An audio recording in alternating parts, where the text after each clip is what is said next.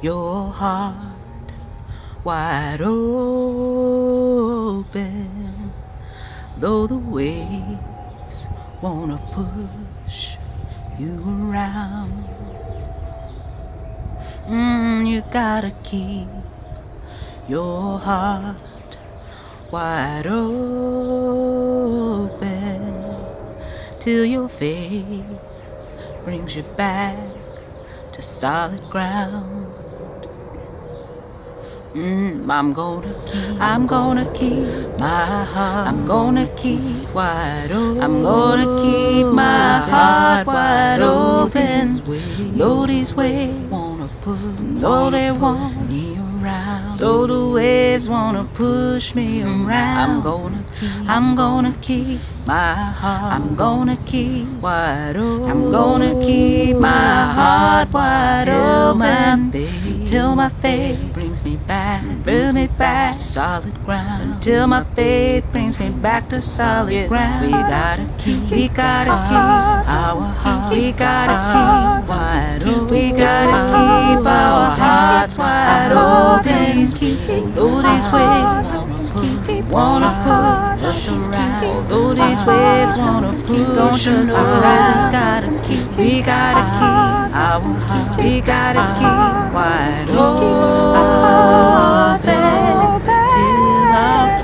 till our faith brings us back to solid ground. Till our faith brings us back to solid ground. Say hi. Hi. Hi. I'm saying hi. As we settle in deeper for worship and listen to Sondheim's Children Will Listen, answer for yourself. What have you listened to over your years?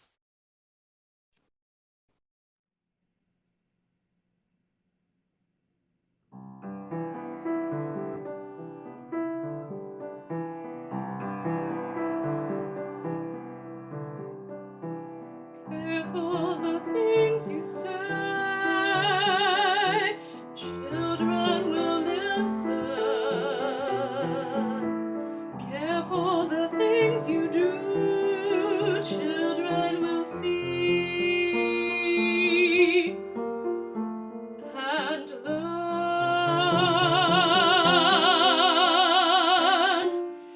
Children may not obey, but children will listen. Children will look to you, for we try to learn what to be. Careful before you say, listen to me. Children will listen.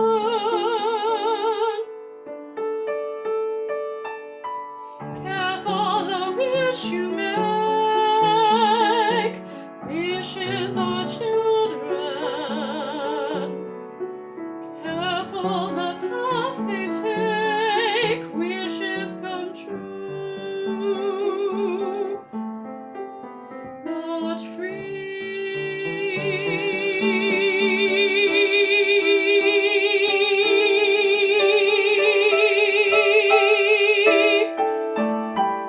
Careful the smile you cast.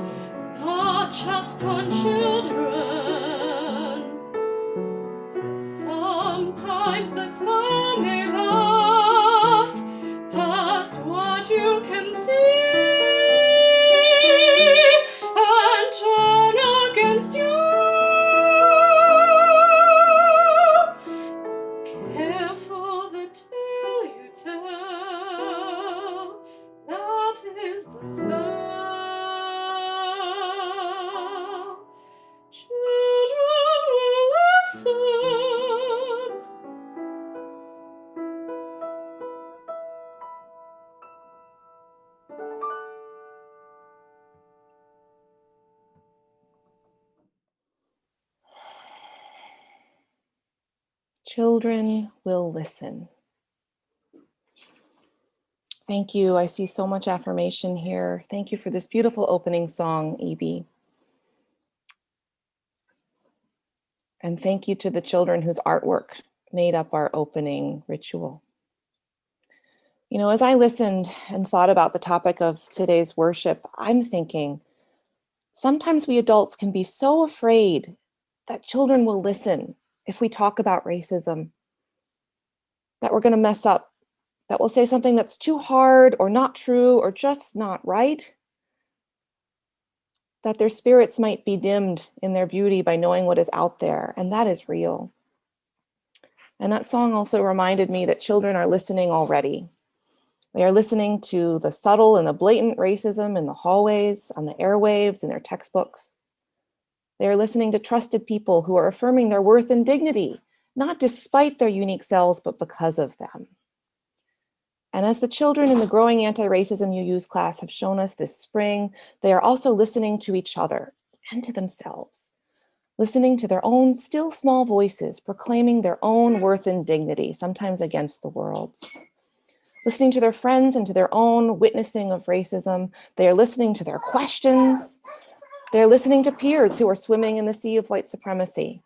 And so whether we adults in the congregation talk about that hard stuff or not, children are listening. And it's our choice to decide what our religious communities communicate with them. And our purpose as a religious community today and always is to listen to one another and to those whose voices lift up truth. And so now, as with every worship morning, we ready ourselves to listen today. So hi. And for those who don't already know me, I'm Lenore. My pronouns are she and her, and I serve the Unitarian Universalist Church of Lancaster, one of the two congregations hosting today's service, as the Director of Lifespan Faith Development. Welcome to our friends UU Berks and to those who are joining today from the community. And hey all, I'm Ebee, my pronouns are she and her, and I serve the First Unitarian Universalist Church of Berks County as your Director of Music and Director of Religious Education. Welcome to our friends at UUCL and the larger Lancaster community. And a special welcome to those who are shaping this worship service with us today. The families and teachers of the elementary ages Growing Anti-Racist UU's classes that UUCL and UU Berks have been offering together this spring. And a very warm welcome to our honored guest, Omar Mohamed. Omar is the co-author of the National Book Award finalist graphic novel, When Stars Are Scattered, and shares his experiences of living as a refugee with others from his home in central Pennsylvania. And a warm welcome to you, whether you are joining right now on Zoom or watching on Facebook Live, or maybe sometime in the future. We hope that you will receive something from this worship service. Let's take a moment, those of us who are on Zoom, to greet one another in gallery view. Go into gallery view and greet one another with a wave or a smile. Maybe a reaction, Zoom reaction. And scroll through the pages, see who's here with us this morning. And you know what? It is a beautiful day where I am outside my window. I see some flowers, I see some sun. So maybe take a moment to write your name in the chat box if you haven't yet, and let us know where you are joining from this morning and what you're noticing outside your window. I see that Debbie says that a catbird was accompanying the Children Will Listen song in Debbie's yard. That's amazing.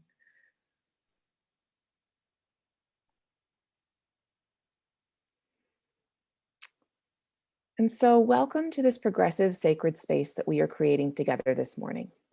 At UUCL and UU Berks, love is our only doctrine and service and justice are our most sacred prayers. So we pray by striving to live lives that affirm that Black lives matter. And our doctrine of love has moved us to affirm for decades that love is divine and love is what makes a family. So, no matter who you are, no matter where you are from, no matter who you love or how you express and experience your gender in your body, you are welcome here. We gather in community because we need each other. because we know that we all carry a piece of wisdom and truth. And here at the top of the service, we're just going to name your worship leaders this morning. Lenore and I are both white American women. We're working to grow anti-racist UUs because it's the sacred work of all of us, and especially of predominantly white communities that have so far to go to do the work of noticing and dismantling the stories that white supremacy has built. We're coming from a privileged perspective. We miss things sometimes. This service is created by many voices from our congregation and community, and we welcome your voices too, now and going forward. That's right. And so we all come here, people at many different stages in life, ages, varying experiences, identities, and background, knowing that we each bring complex and important stories to this sacred place. And that part of that sacred work is sharing those with each other and weaving a beautiful tapestry of spiritual community. We especially welcome anyone who is new here. We are so glad you are here. And we hope you will feel connected even through these screens and across digital space. We hope you will stay to connect after the service. And if you'd like to find out more about what goes on here, we encourage you to sign up for our newsletters by visiting UUCL and UU Berks websites. And I now invite us to enter into sacred space as our chalice lighters for this morning, the Martinez family, Marion Joyce, Ebee Bromley, and I light our chalices, the beloved symbol of our Unitarian Universalist movement. So we're going to light our chalice this morning with the sacred words kids in both of our congregations use. There are some motions that go along with our words, and we invite you to move with us while paying attention to what these words and gestures mean to you. And this is also your time to light your own chalices at home. I see so many beautiful chalices out there. Here we go. We light this chalice to celebrate Unitarian Universalism. This is a church of open minds. This is a church of helping hands. This is a church of loving hearts. Together, we care for the earth and work for peace and friendship in our world.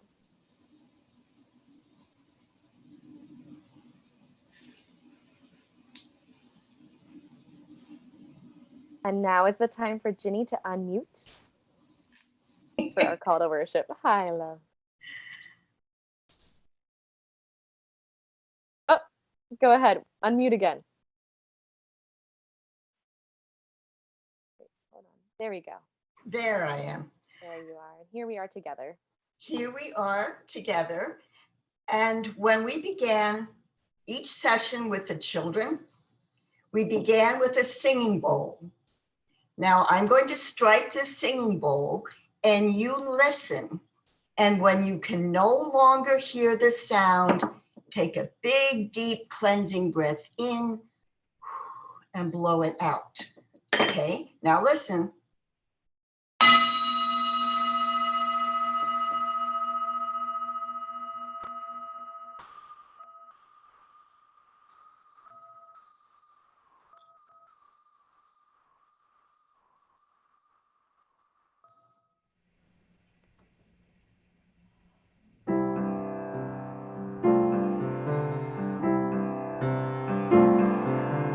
When I am frightened, will you reassure me? When I'm uncertain, will you hold my hand? Will you be strong for me? Sing to me quietly. Will you share some of your stories with me? If you will show me compassion, then I may learn to care as you do. Then I may learn to care. When I am angry, will you still embrace me? When I am thoughtless, will you understand? Will you be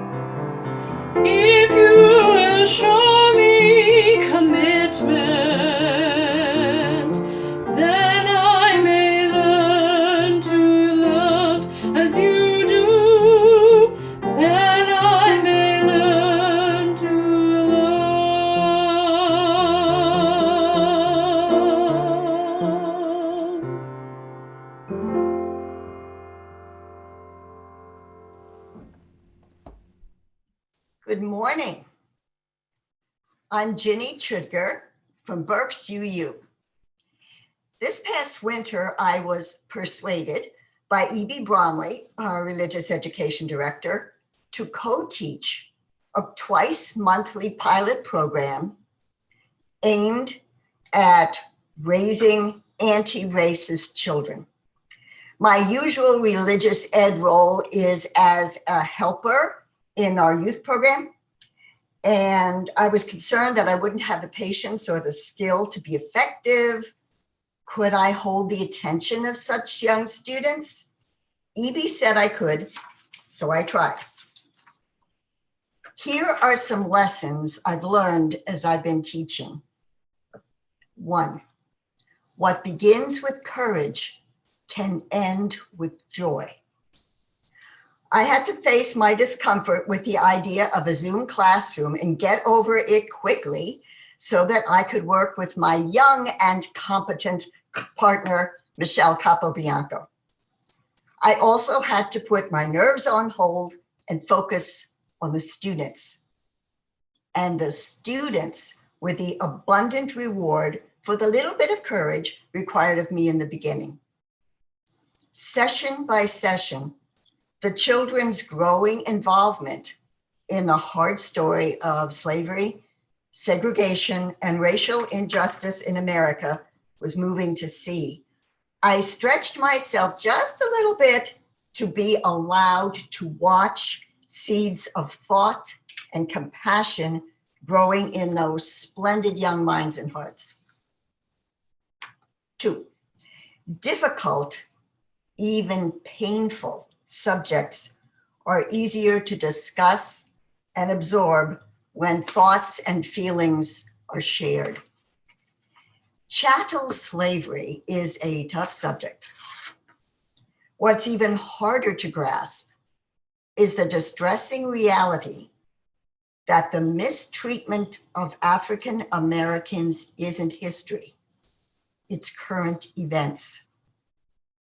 The open minds and open hearts of the students were inspiring and encouraging. There is hope for the future. And 3, it's such a good feeling to be part of the solution. I find watching or reading the news to be stressful and disheartening.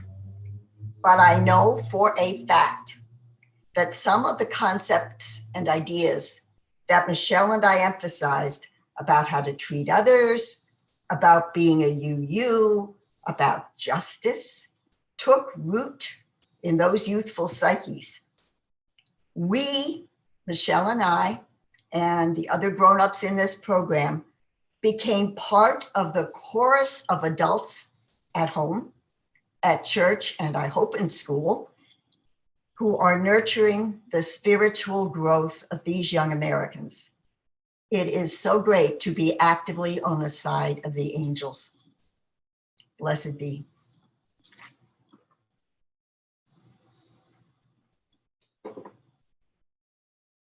Hello, my name is Michelle Capobianco. I'm a member of UUCL and along with Ginny, co-facilitated the upper elementary section of the Growing Anti-Racist UU's program. It has been such a deep and amazing journey that we've been on together over the past few months. In our 6 meetings together, we explored our skin shades, identities, and empathy.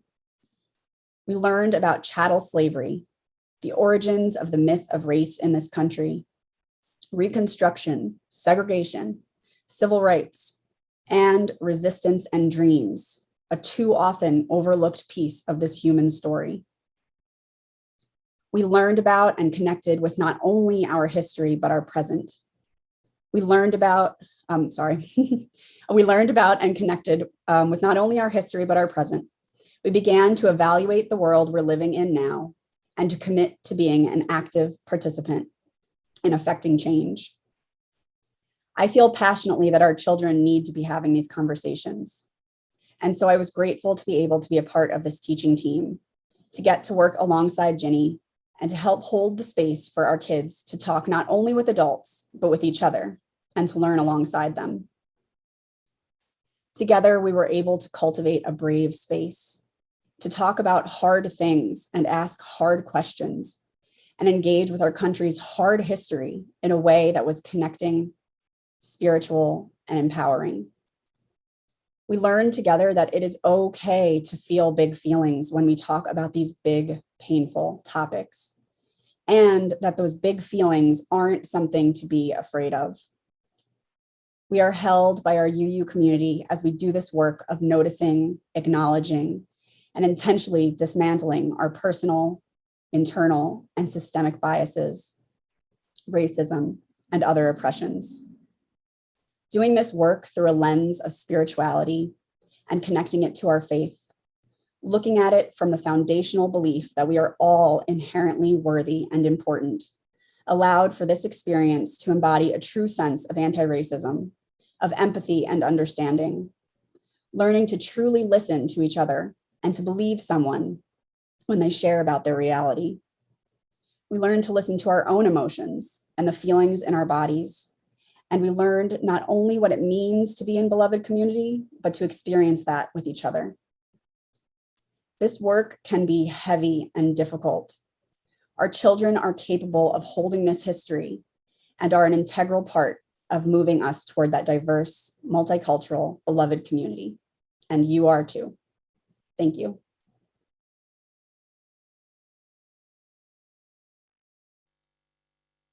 We've learned a lot about racial literacy in our classes with Miss Jenny. We know that slavery is a very bad thing. It was the very foundation of our country. We must try to end the hate and the legacy of slavery so that all people can work together. A question we have for the congregation is, do you know about the Green Book that African Americans use to travel to stay at safe places? What books are you reading that teach you about racial literacy? Thanks for creating this very important class. This morning in our prelude and sacred song, we've been witnessing the books our kids have read and some of the art they've done over their 6 classes with their leaders, Suze, Marion, Michelle, Bonnie, Janae, and Ginny. It has been the beginning of a journey, which in this month where our congregations focus on story, one of the most epic kinds of stories there is. And to embark on any kind of journey, we need tools. We hope that through this class, we have offered some necessary tools to put in their toolbox. For as Ibram X. Kendi says, being anti-racist is a journey. And the work of story of anti-racism and story of anti-racism is never over. We are always in the middle of the story. On this journey so far, students like Christabel and Harry, Zola, Safi, Tony, Lyra, Altair, Hazel, Miriam, Vinny, and the rest of our crew have read books like the one you heard Christabel and Harry highlight, and like Freedom Over Me. These stories helped teach that sharing is caring and learning to listen to people is the most important. Made art that involved working with different skin tones and hair colors so they can actively admire the diversity that's all around them. Played games where we tried art one way and then another, realizing that it was important to put more colors into our view. No matter which tool we used, whether it be sharing books, sharing discussion, creating art, connecting with our teachers, or playing games, our story, our journey so far has taught us, for Tony, that all people are different from each other, and this is a really good thing because it makes things interesting and more fun. And from another of our friends, that it's important to remind ourselves of the history we inherited. And another classmate, that words can be very powerful and saying something can make a big difference. Let us pause for a second and let these lessons the kids highlighted sink in.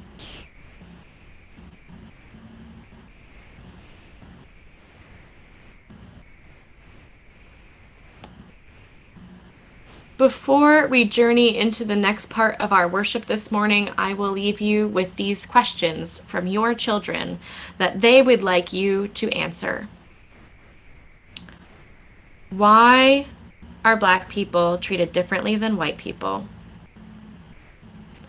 Why do we learn over and over about the same few people every year in Black History Month? We always learn the same stuff about MLK and Rosa Parks and Harriet Tubman every single year. Why can't we keep learning new things? What skin shades and hair are in your family?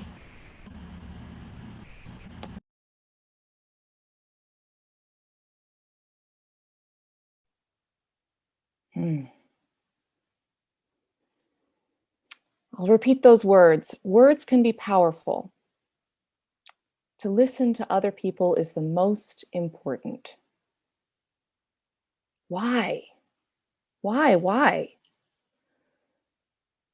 We can only ever live our own lives. I can only know the world through my own eyes and ears and senses. But through these spiritual tools in our toolbox, through stories, through intentionally opening up our hearts to our own stories, and especially the stories of people of color, especially who have words and knowledge to challenge us of all ages to grow and learn, we can know life more completely. We can have a more complete picture of the world. We can grow and we can offer ourselves and one another the inherent worth and dignity that we know is there. So in a moment when we know the fierce urgency, the urgent need of our whole congregations, of you, to hold wider and wider and wider open the circle, to create spaces of belonging for all of us, including you, we invite you into a spirit of contemplation. If you wish to close your eyes, you're welcome to, or to focus on something that's not on the screen. You have your own life journey. You've built over the years your own toolbox, your own spiritual life kit. Powerful ways for you to keep on learning new ways of being, stories that you hold close to your hearts. You've cultivated ways to offer love and tenderness to yourselves, to others, in the face of a world that has so much violence, that sometimes tries to tear down that inherent worth and dignity. Our children and teachers have offered some tools this morning, some things to reflect on, some challenges to you. I invite you now to go deeper into that heart space, the place where you know you have what you need to open yourselves up, to listen. Take a moment to touch your heart if you wish. This heart that you can keep wide open, in the words of Leah's opening song, though the pain threatens to tear it. To keep you open to truth, to joy, to love, to pain, to complexity, your own and that of others. Breathe with that.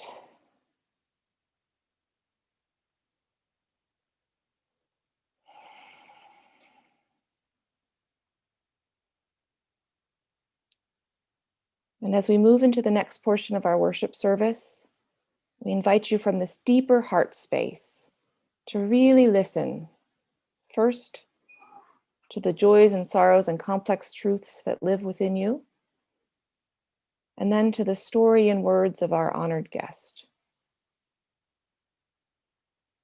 May we listen together. So I invite you to examine your own heart and spirit. Today, what gratitudes and joys are filling you with delight? What is weighing down your spirit this morning? Or what complexities are you just really wrestling with?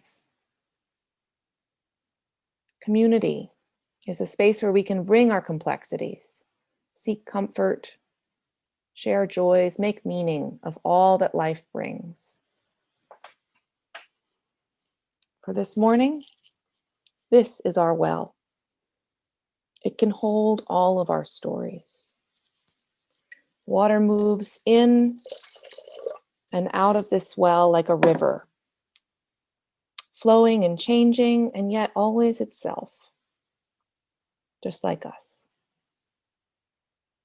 You are invited to share your story if you need the help of this community or if you want someone to celebrate with. This will be your story, not someone else's, unless you've been asked to share today. So in a moment, I'll ask you to type into the chat in 15 words or less your story. Write out your name, like from Rachel, if you want us to say your name, and otherwise we will read it anonymously. We'd like to begin with 2 stories that UU Berks was asked to share this morning. 1, a great joy for longtime UU Berks church members, Nelson and Caroline Simonson, as they celebrate their 73rd wedding anniversary. Your love has carried you. May it continue to be a blessing.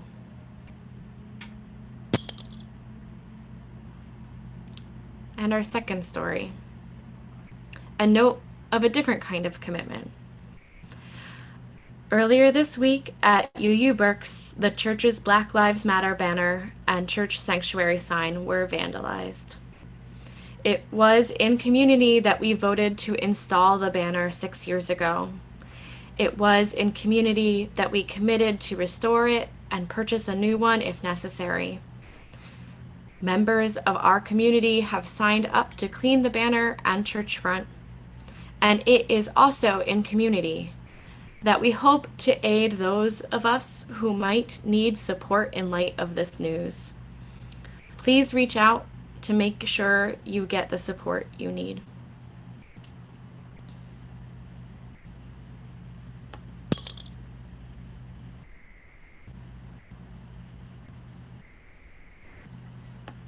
Son is coming the 1st. Haven't seen him in a year and a half. From Joanna, a joy. Having a great engagement photo shoot yesterday with my fiance, Jared. I'm remembering my mother, who would be 101 today.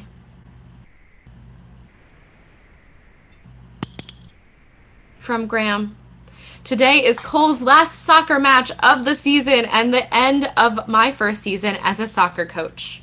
Very proud of Cole's growth as an athlete and a person. Suze, a joy in visiting friends and their 3-year-old for the first time in years. From Darcy, looking forward to a week of family and friends gathering this week from all over, ending with the marriage ceremony of my daughter and her fiance. From Marianne Joyce, for my friends Corinne and John who need your thoughts and prayers for good health. From May, joy that we're going to our grandma and grandpa's house this week. Growth, and more growth by association to our community.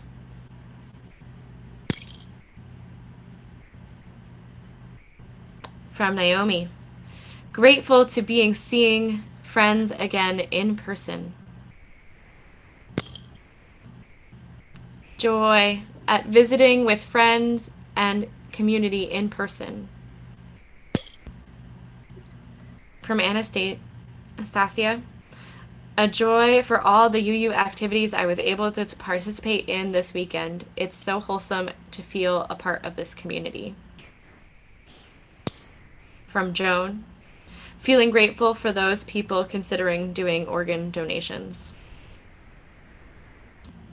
From Tony, that I get to be with both of the whole churches today. Yes, Tony. The complex truth of an amicable and mutual breakup. Both grief and gratitude. Joy to have Grandpa Roger with us this month and for fulfilling bucket lists. John is home, recovering from a stroke and doing well. Son John and family visited us yesterday from Florida, Virginia, and North Carolina. It was joyful. B. Young says, my story is full of family, friends, and love. Just had my first dog bite. Wasn't too bad, and both dog and I are learning each other's cultures. Love learning new things about other beings. For my daughter Michelle's graduation from seminary. From Ellie, the exhaustion from chronic illness, but also for the joy of warm weather and reading outside. Lyra and Altair, we get to visit with Grandma and Grandpa this week. From Paula, looking forward to celebrating my 26th anniversary with my husband next week in Cape May. We were married at UUCL. I am so grateful that my niece and her family have moved nearby in Harrisburg. Sad that we haven't gotten out of the house. We have been renting, yet we have to pay June rent from Raven. My nephew has been cancer-free for 15 years and is helping other kids now. This is the well of our community, a special, beautiful ritual to share together with blended communities this morning. This water will continue to hold the joys, sorrows, and complex truths as if any more come in through the chat. And I will lift up one more stone for all those joys and sorrows and complex truths that are still in your hearts, that bounce back and forth between our lives that we share or that we hold alone, knowing we don't have to hold them alone. We sing Amen through our beloved hymn, Spirit of Life.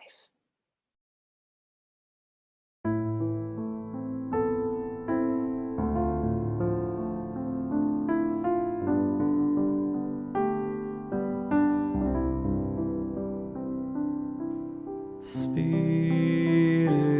of life, come unto me.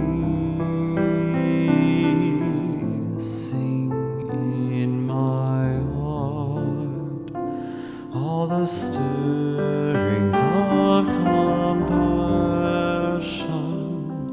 Blow in the wind, rise in the sea, move in the hand, giving life the shape of justice. Roots hold me close, wings set me free. Spirit of life, come to me, come to me.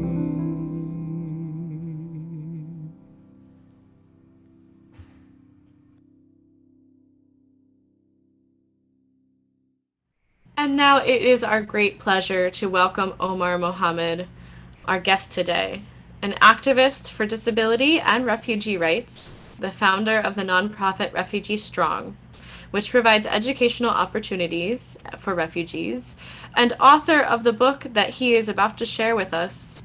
This is a story that has really influenced how several of the children and adults in our congregations see the world. And Omar, we are honored to hear part of your story today. Thank you so much for having me. I'm Omar Mohamed, the co-author of When Stars Are Scattered, and the book is solely based on my personal story. So in this first part, I'll read chapter 1 of my book, part of chapter 1. My brother and I live here in a refugee camp in Kenya, in Africa.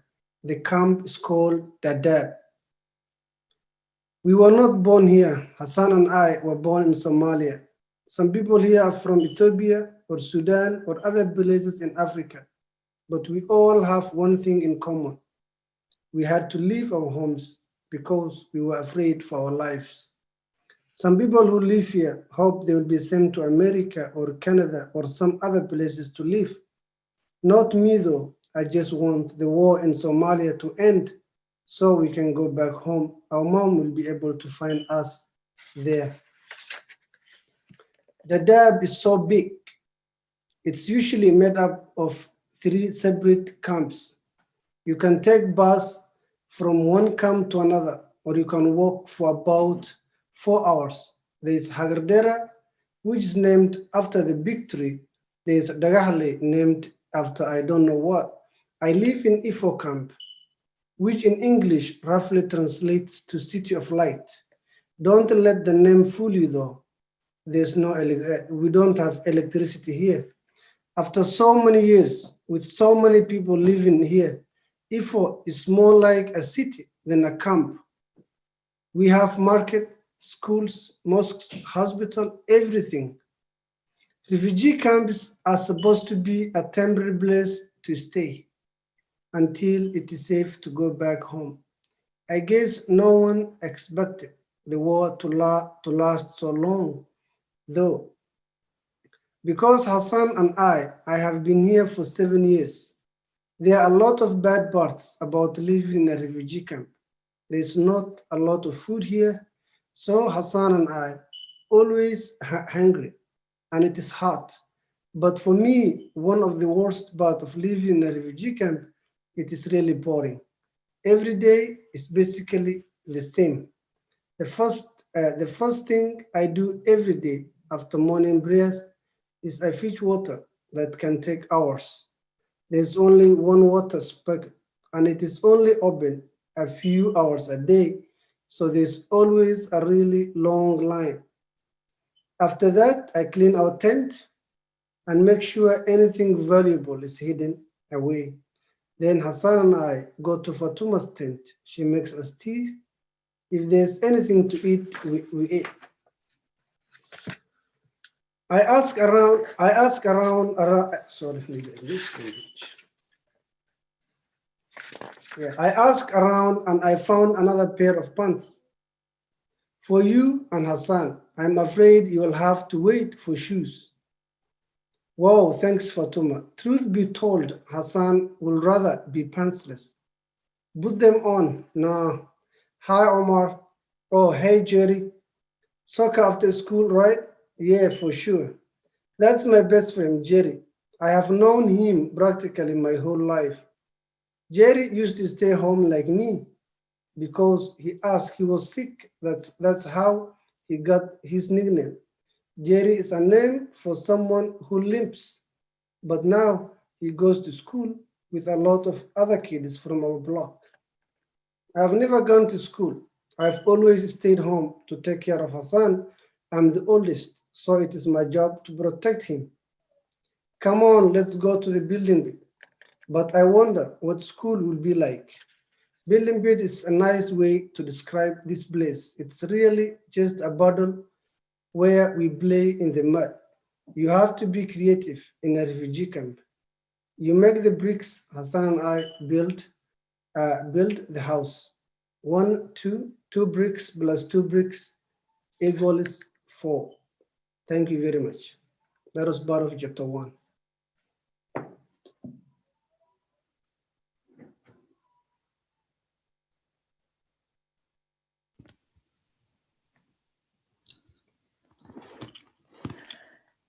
Thank you, Omar. We bring our many gifts into community, our gifts of time, talent, and money. Our financial gifts make it possible for us to advance meaningful and caring connections. Today, our offering goes either to UUCL or UU Berks, depending on which community you feel part of. You can support our work as you are able by texting the amount of your donation to the number on the screen or through the Contribute tab on our website. UUCL shares half of our offering this month with ADVOS, a nonprofit that uses mediation and restorative practices to build community and transform conflict.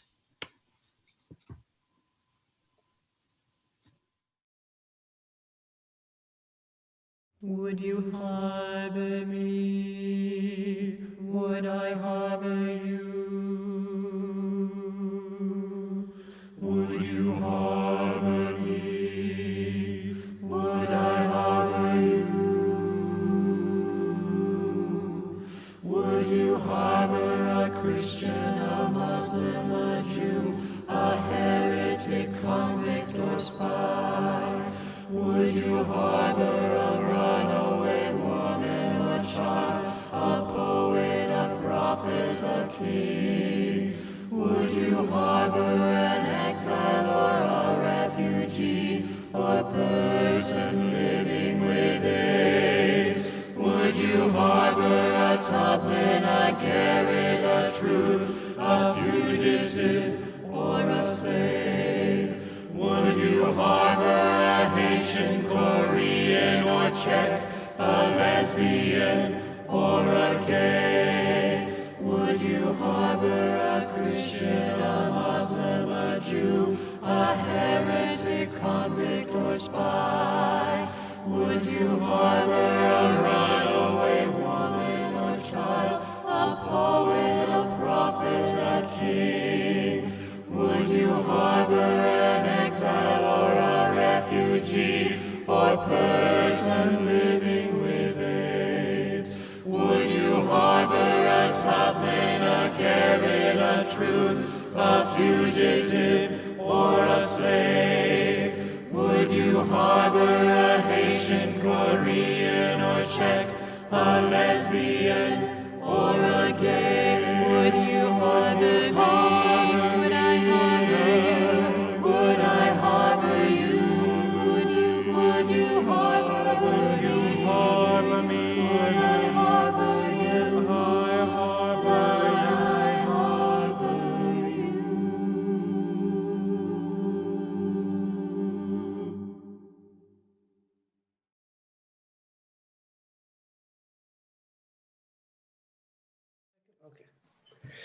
So, thank you for having me. My name is Omar Mohamed. As I said, I am the co-author of When It Starts Are Scattered. The book is solely based on my personal story. Me and my younger brother Hassan, who has intellectual disabilities, who is also nonverbal.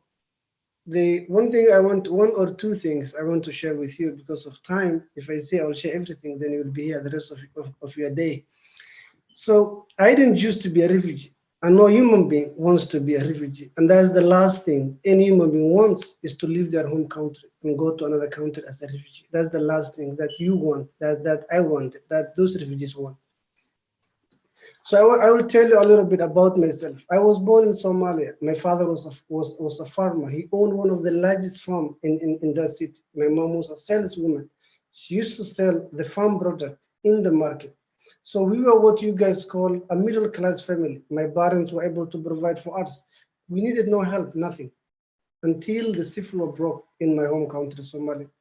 At that specific day, when there was gunshots everywhere, there was gunshots everywhere. My father was at the farm, mom at the market, me and my younger brother at home. Gunshots everywhere, and then we fled. Everyone was fleeing for their safety. You just run, knowing where you are running to. You just run towards where there's no gunshots. So we ran with our neighbors, and at that day, my father became the victim of that day's attack. My mom and I get separated for over 18 years. Then I fled, me and my younger brother, we fled with our neighbors to neighboring country in Kenya, Fleeing then is not two things we always forget is when refugees or immigrants flee from their country, it's not where you organize, where you plan, where you say, gather your belongings, kids, or gather your belongings, everything, we are going tomorrow. No. God forbid, it's like you have to flee now from each one of you where they are. You don't go and check your kids, you don't check your friends, your husband, your wife. You just have to flee from where you are. If you stay, you are more likely gonna get killed. So that is how the fleeing usually happens. And one bad thing I usually feel bad and always bothers me is we always talk about refugees, immigrants who came to those countries, US, Canada, or Europe. But we forget those who lost their lives when they were seeking refuge. And those are a lot of them. There's millions of them who lost their lives when they were seeking refuge. They were not able to make it. In my case, I'm very lucky. Walking from Somalia to Kenya, it took us 3 months walking. I was 4 years old, 3 to 3. By the time we came to Kenya border, we were skeletons. I was not able to talk. I was not able to speak. So I'll just give you a preview. And then we came to Dadaab refugee camps. The Dadaab is in Kenya, but it's closer to Somalia. And then the United Nations they were planning to host about 40,000 refugees. But guess how many showed up? Over 300,000 refugees showed up at the border. That made everything less. It made the scarcity of food, the scarcity of housing, the scarcity of medication, everything or anything that was available in those refugee camps were never enough. You know, for me, growing up in that refugee camp, I used to wear one long t-shirt that goes up to my knee because I couldn't afford to get anything else. Shoes was not even never mentioned. All the children in the Dadaab at that time were barefooted because no one could afford. We are thinking of we don't have nothing to eat, so you don't worry about something to wear. In the Dadaab, then I was fostered by my foster mom Fatuma, who lost everything. If you read the book, you will see she was mentioned. Fatuma lost her husband, her children, everything and anything, but she was still offered to raise us, me and my younger brother. She opened the door for us. I am here because of her today. I don't think I could survive in that refugee camp without her support. So growing up in the Dadaab refugee camp, life was very hectic. It was very hard. You know, we eat once a day. I mean, once a day, yeah. 3 meals a day, it never happens at all. If you eat one time, you are very, very, very lucky. So in the Dadaab refugee camp, the school is overcrowded, overpopulated. So for me, I have to decide, should I go to school or should I stay home?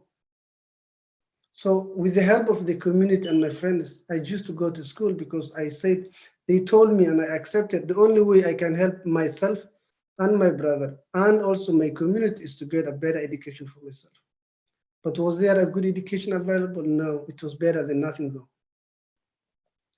So the Dadaab refugee camps, the schools were very overcrowded. I was very fortunate that I was able to make it in high school. In one classroom, that's supposed to be 40, we were like 150 students in one classroom, very congested, students sitting on the floor.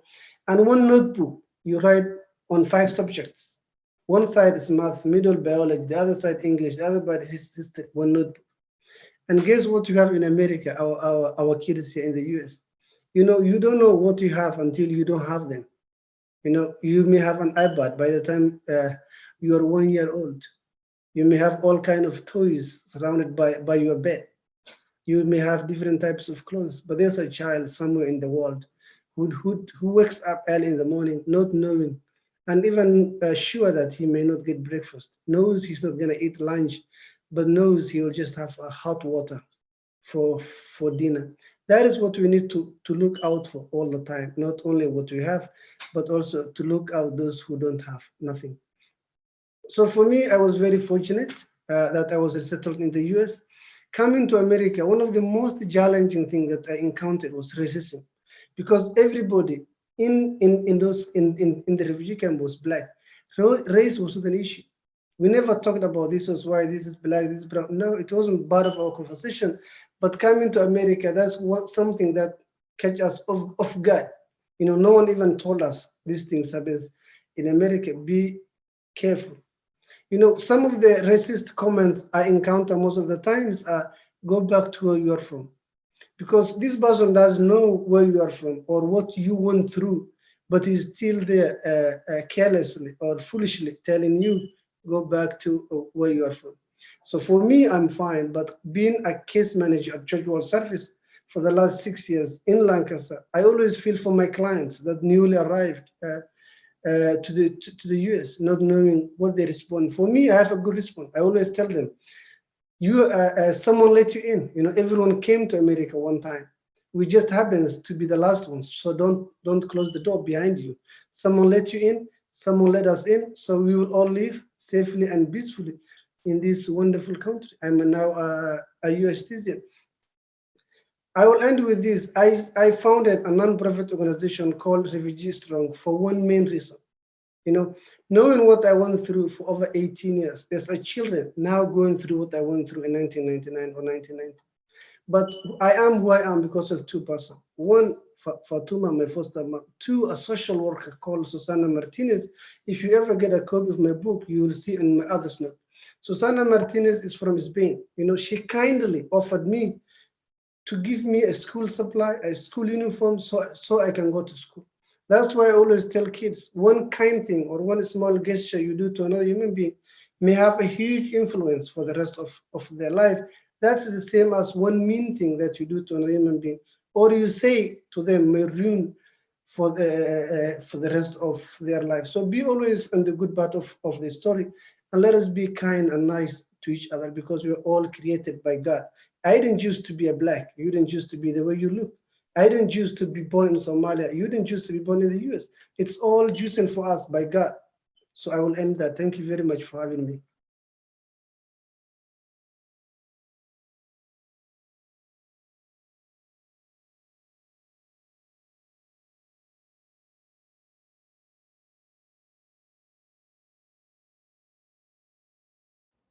Hello, UU family.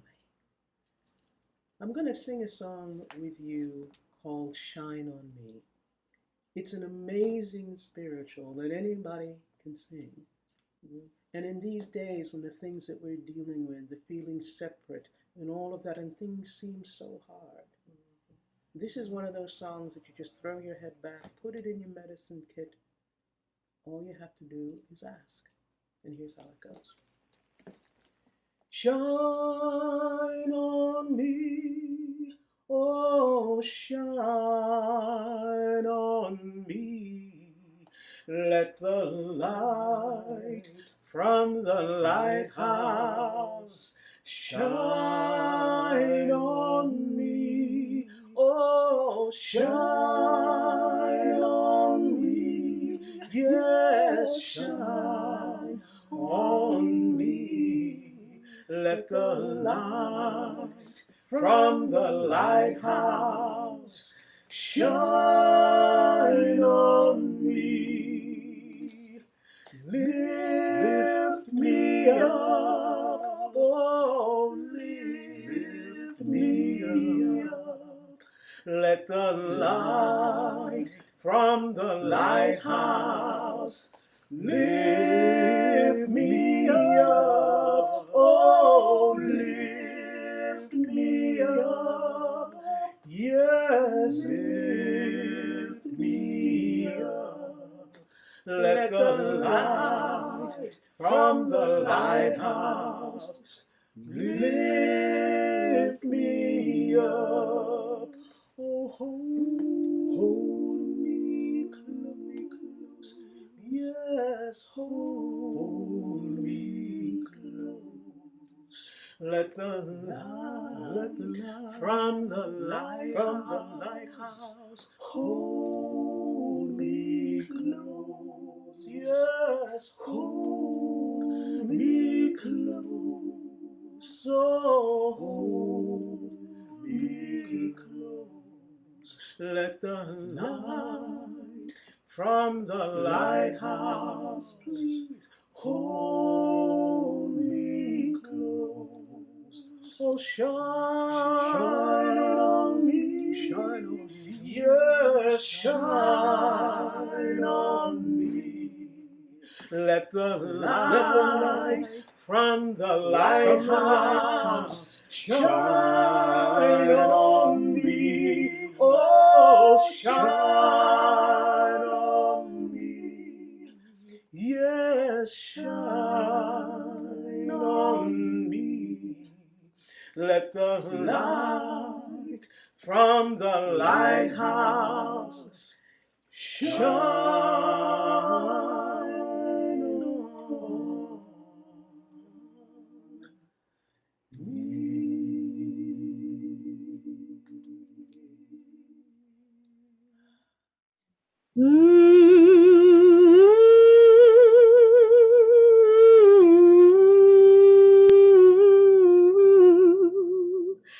Let the light from the lighthouse shine on me.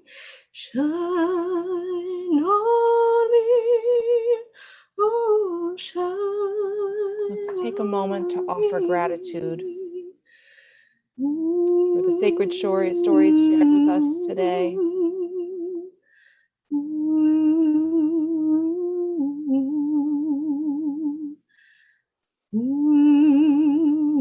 Those stories that illuminate hard truths, stories that shine a light on the inherent worth and dignity of every person.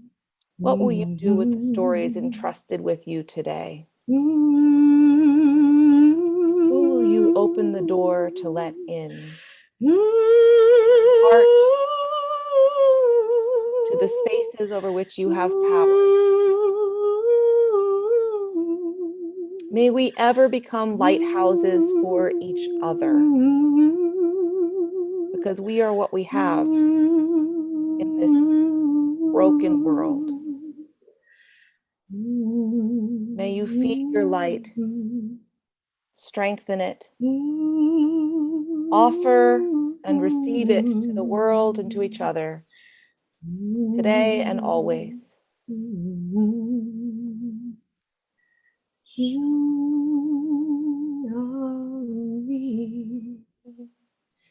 Amen.